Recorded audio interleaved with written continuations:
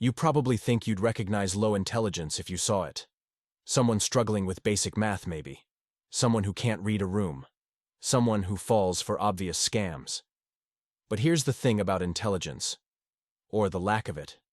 The people who study it for a living, the neuroscientists, the psychologists, the behavioral researchers, they'll tell you something that might make you uncomfortable.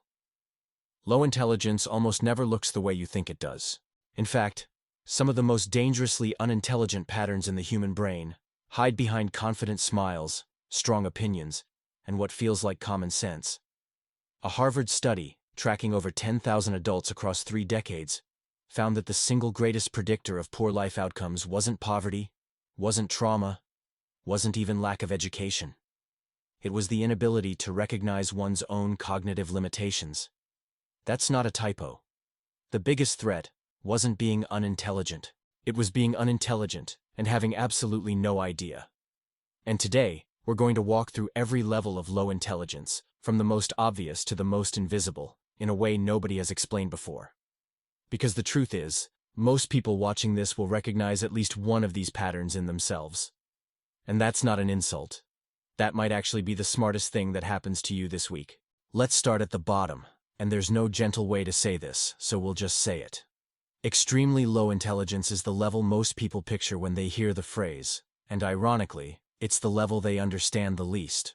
When researchers talk about extremely low cognitive function, they're not talking about someone who's lazy or uneducated or just didn't pay attention in school. They're talking about a brain that physically processes information at a fundamentally different speed and depth than average.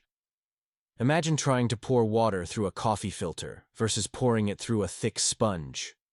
The water is the same, the intention is the same, but the rate at which information passes through is dramatically different.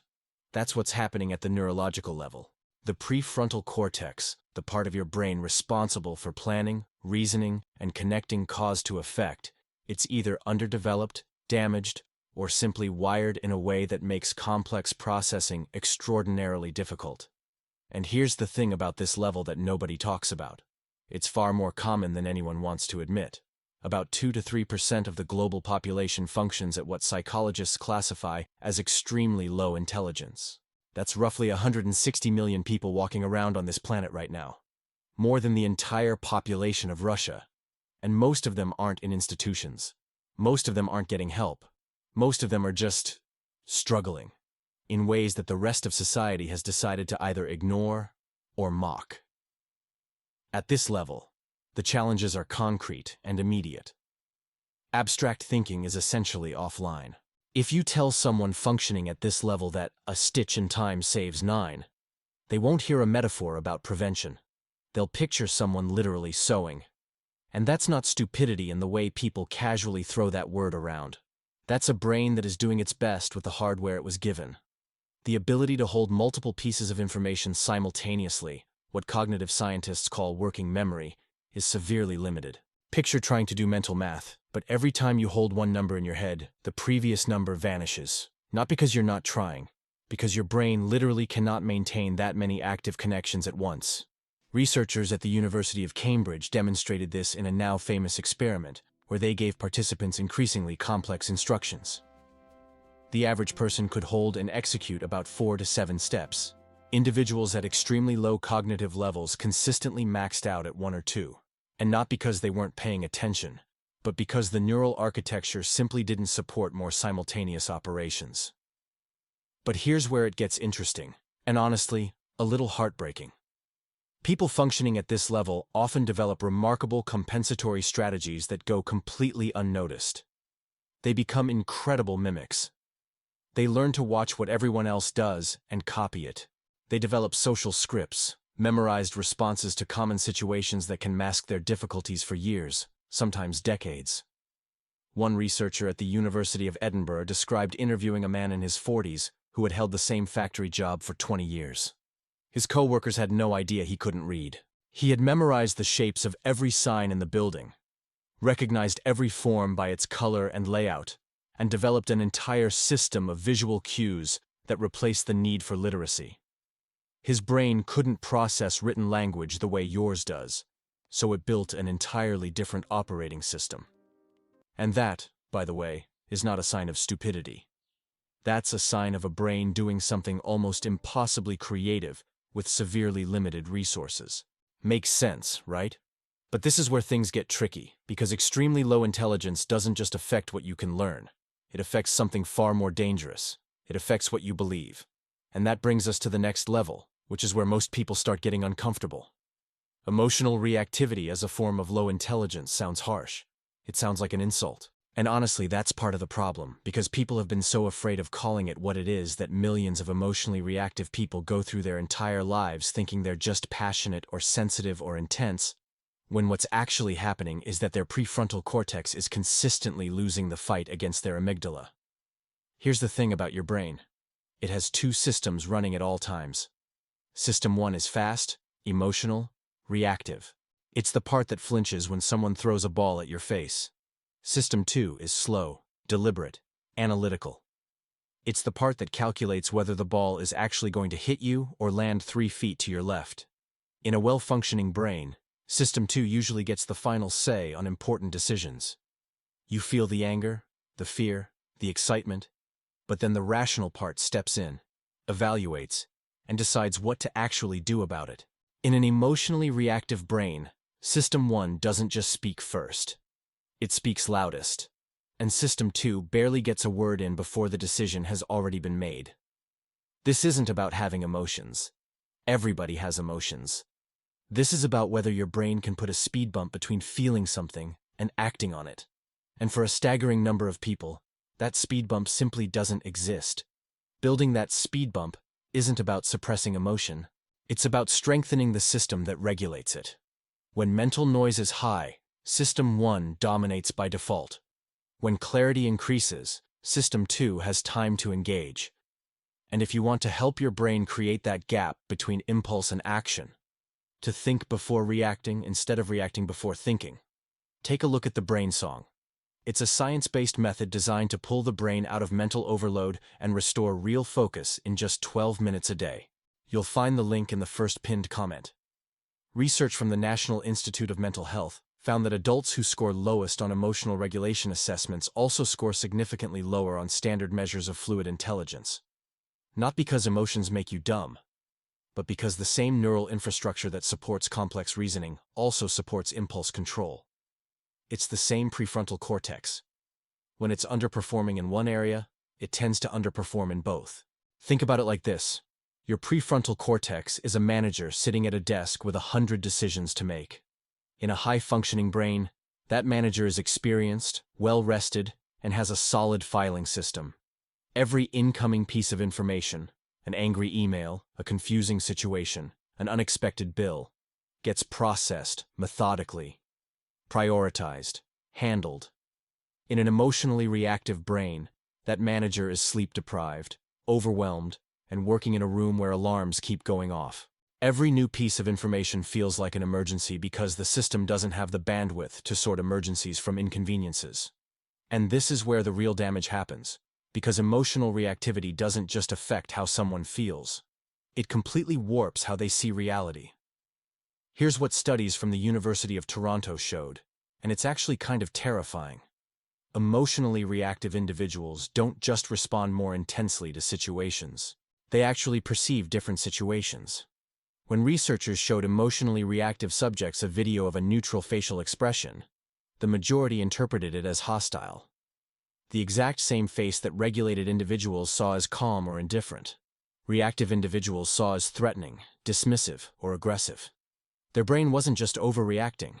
It was literally constructing a different version of events to justify the overreaction. And if that doesn't make your hair stand up, it should. Because it means that for emotionally reactive people, the world genuinely is more dangerous, more hostile, more unfair. Not because it actually is, but because their brain is building that reality in real time. They're not lying when they say everyone is against them. They honestly believe it, because from where their brain is sitting, the evidence looks overwhelming. Now think about what this does over a lifetime. Every relationship becomes a minefield, because neutral comments are interpreted as attacks. Every workplace becomes toxic, because constructive feedback feels like personal warfare. Every political opinion becomes tribal identity, Because disagreement triggers the same neurological response as physical threat. That reaction you see online where someone encounters a different viewpoint and immediately goes to rage, name-calling, blocking. That's not someone being mean. That's an amygdala in overdrive with no prefrontal backup.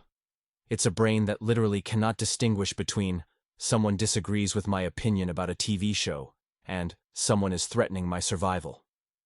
The emotional volume knob is stuck at 10, and no one ever taught them it existed, let alone how to turn it down.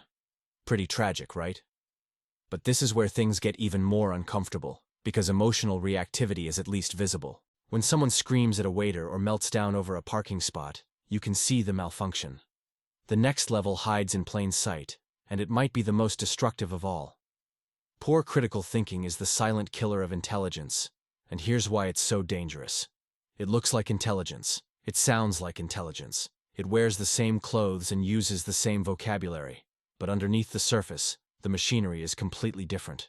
A person with poor critical thinking can have an above-average vocabulary, hold a college degree, quote philosophers, and still be fundamentally incapable of evaluating whether an idea is actually true. They can articulate complex positions without ever having genuinely examined them. And the modern world, with its information overload and algorithmic echo chambers, has turned this from a personal limitation into a societal epidemic. Here's the thing about critical thinking that most people get wrong. They think it means being smart, being analytical, being the person in the room who pokes holes in everything.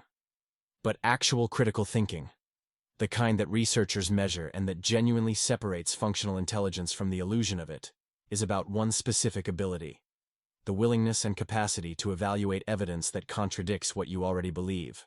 That's it. That's the whole game. And almost nobody is good at it. A study published in the Journal of Cognitive Psychology tested over 5,000 adults on their ability to evaluate arguments for and against positions they already held. The results were almost comical. When presented with flawed arguments supporting their existing beliefs, participants accepted them about 80% of the time, without questioning the logic. When presented with perfectly sound arguments against their beliefs, participants rejected them about 75% of the time while generating elaborate justifications for why the evidence didn't apply. Same brains, same level of education, same claimed commitment to logic and reason. But the moment evidence touched something they cared about, critical thinking evaporated like water on a hot griddle. And this is where things get really fascinating. Poor critical thinkers don't just fail to evaluate evidence. They develop incredibly sophisticated systems for avoiding evaluation entirely. Psychologists call these cognitive defense mechanisms, and they operate almost identically to the immune system. Just as your body attacks foreign bacteria regardless of whether the bacteria is harmful, a poorly calibrated cognitive immune system attacks foreign ideas regardless of whether the ideas are true. The most common defense mechanism, and you'll recognize this immediately, is what researchers call the substitution effect. When confronted with a difficult question they can't answer, poor critical thinkers unconsciously replace it with an easier question they can answer, and then respond to the easy question while believing they've addressed the hard one. Someone asks, "Is this policy effective based on the available data?" And the poor critical thinker's brain silently translates that to, "Do I like this policy?" They then answer based on preference and walk away genuinely convinced they just made a rational assessment.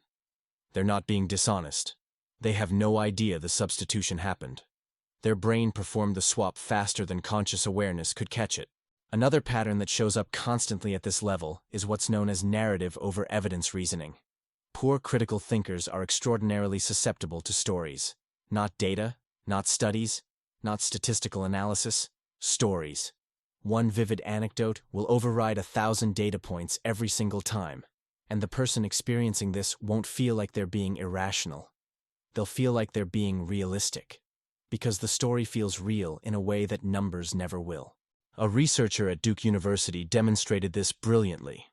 She presented two groups with identical statistical evidence showing that a particular medical treatment was effective in 92% of cases. One group received only the statistics.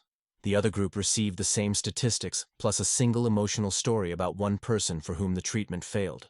The group that heard the story rated the treatment as significantly less effective than the statistics-only group, even though they had the same numerical information. One story about one person completely overwhelmed data from thousands. And when asked to explain their reasoning, participants in the story group didn't say, "Well, that story really affected me emotionally." They said things like, "You have to look at the real-world evidence," and "Statistics don't tell the whole picture." Their brain had already constructed a rational-sounding framework to justify what was fundamentally an emotional reaction.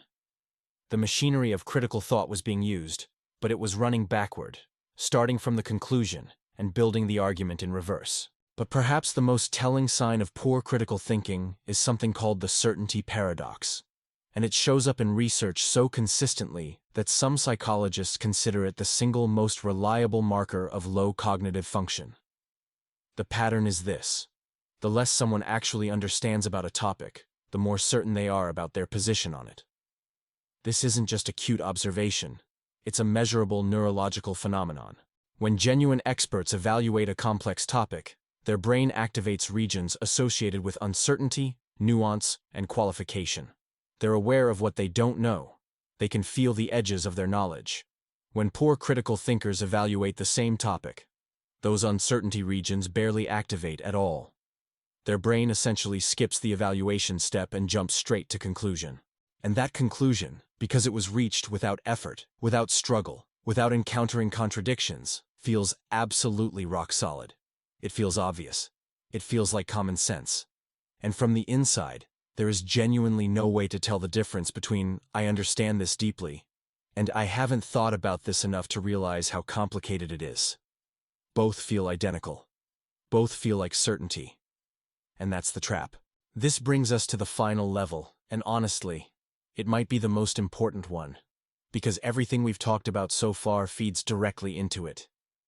Being easily manipulated is the end-stage consequence of every other form of low intelligence we've covered, and it's also the one that people are most in denial about. Nobody thinks they're easily manipulated. Nobody walks around saying, "I bet someone could trick me into believing almost anything." And yet the evidence suggests that the vast majority of people are significantly more manipulable than they believe, and the mechanisms that make manipulation possible are built into the exact same cognitive weaknesses we've been discussing. Here's the thing about manipulation. It doesn't target your intelligence in the way you might think. It doesn't try to trick you with complex logic or sophisticated arguments. That would actually be harder, because complex arguments give your brain something to push against. Real manipulation targets something much more fundamental. It targets the shortcuts your brain uses to avoid thinking. Every cognitive weakness we've discussed, emotional reactivity, poor critical thinking, difficulty with abstract reasoning, these aren't just limitations, they're handles, they're access points. They're the exact pressure points that skilled manipulators, whether they're con artists, advertisers, politicians, or algorithm designers, learn to press with surgical precision. Consider how emotional reactivity becomes a manipulation vector. A manipulator doesn't need to convince you that something is true. They just need to make you feel something strongly enough that you stop evaluating whether it's true. Fear is the classic tool. Research from Stanford's psychology department showed that when subjects were placed in a state of mild anxiety before being presented with false information, their acceptance rate for that information increased by nearly 40% compared to a calm control group. Not because the information became more convincing, because anxiety literally suppresses the prefrontal cortex, the exact part of the brain responsible for spotting deception. The emotional volume goes up and the analytical capacity goes down. It's like trying to hear a whisper in a nightclub. The signal is there, but the noise drowns it out completely. And here's the part that should genuinely worry you. The people who design modern information systems know this. Every notification on your phone is engineered to trigger a microdose of anxiety or curiosity, both of which suppress analytical thinking. Every headline is crafted to trigger emotional reactivity before the rational brain can engage. Every social media algorithm is optimized not for truth or accuracy, but for emotional activation, because emotionally activated brains click more, share more, engage more, and, most importantly, buy more.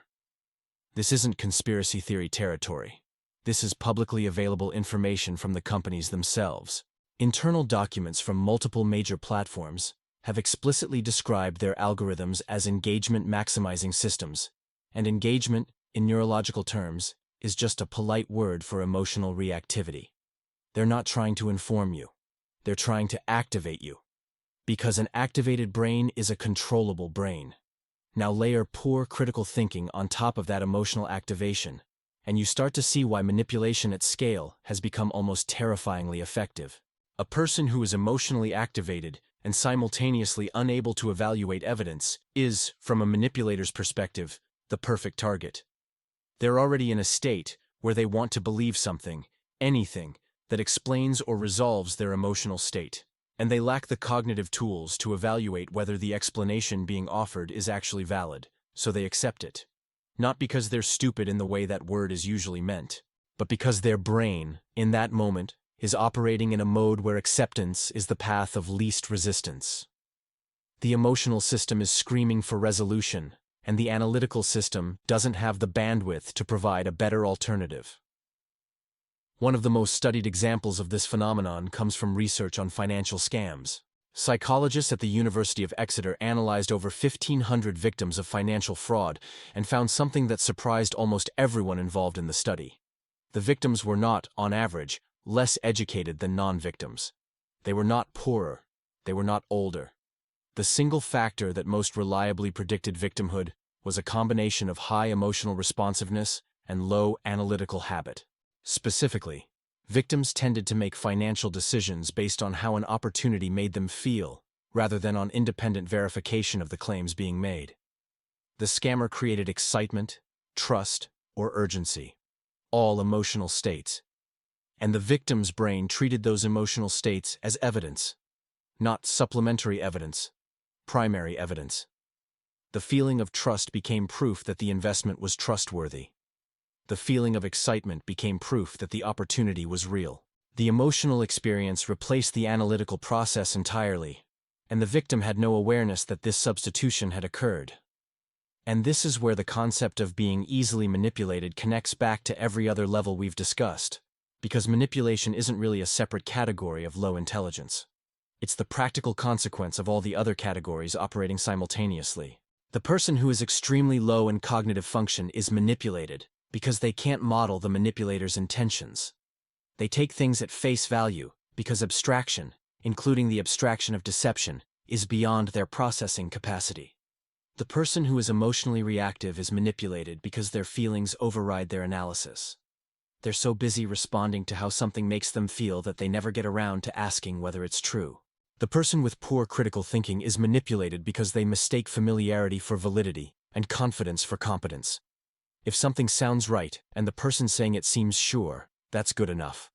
And the person who is all three simultaneously, low cognitive function, high emotional reactivity, poor critical thinking, that person isn't just easy to manipulate. They're almost impossible not to manipulate. Every interaction, every advertisement, every political speech, every social media post is, for that person, a potential manipulation event, because they lack defenses at every level. But here's the part that makes this truly disturbing, and it's the reason this video matters. These aren't 4 different populations. This isn't about 4 different groups of people, each stuck at their own level. These are 4 systems that exist in every single human brain, including yours, including mine, including the neuroscientist who studies them for a living. Nobody is immune. Nobody has perfect cognitive function, perfect emotional regulation, perfect critical thinking, and perfect resistance to manipulation at all times. The research is unambiguous on this point. Every brain has conditions under which it drops to each of these levels. Sleep deprivation alone can temporarily reduce prefrontal cortex function to a degree that mimics extremely low intelligence on standardized tests. Grief, anxiety, or chronic stress can jack emotional reactivity to the point where a normally rational person makes decisions indistinguishable from someone with severe impulse control issues. Confirmation bias, the engine behind poor critical thinking, is measurably present in every human being ever tested, including people who study confirmation bias professionally. And manipulation exploits are effective against literally everyone when the manipulator has enough information about the target's specific vulnerabilities. So what's the difference between someone who functions well and someone who doesn't? It's not that the well-functioning person lacks these weaknesses. It's that they've developed systems for catching themselves. They've built habits of self-correction that operate almost automatically. When they feel a strong emotional reaction, something in their brain flags it as suspicious rather than treating it as evidence. When they encounter information that confirms what they already believe, they've trained themselves to feel a little twitch of skepticism rather than a rush of validation. When someone makes them feel urgency, trust, or excitement, they've learned to treat those feelings as potential warning signs rather than green lights. And none of that happens naturally. Every single one of those responses is trained, built through deliberate practice, repeated failure, and conscious effort over years and decades. Nobody is born with good critical thinking. Nobody arrives in the world with emotional regulation already installed. These are skills, and they're skills that most education systems barely acknowledge, let alone teach. And that's perhaps the most important thing to understand about intelligence, or the lack of it. The levels we've talked about today aren't permanent destinations. They're not cages. They're descriptions of how a brain is currently functioning, and brains change. Not easily, not quickly, not without effort. But they change. The person who is emotionally reactive today can develop regulation strategies that genuinely rewire their neural pathways over time. Neuroplasticity research has confirmed this repeatedly, showing measurable changes in prefrontal cortex density in adults who practice metacognitive exercises for as little as 8 weeks. The person with poor critical thinking can learn to recognize their own cognitive biases, not eliminate them, because that's impossible, but recognize them in real time and compensate accordingly. Even at the level of extremely low cognitive function, compensatory strategies and environmental supports can dramatically improve quality of life and functional independence. The real danger was never being at a low level of intelligence. It was never knowing you were there. Because awareness is the one thing that separates a limitation from a trap. A limitation you know about is something you can work around, compensate for, even use to your advantage. A limitation you don't know about runs your life without your permission. And right now, at this very moment, there's a version of every level we discussed operating somewhere in your thinking that you haven't noticed yet. Not because you're unintelligent, but because you're human. And human brains are extraordinarily good at one thing above all others: hiding their own weaknesses from the person using them.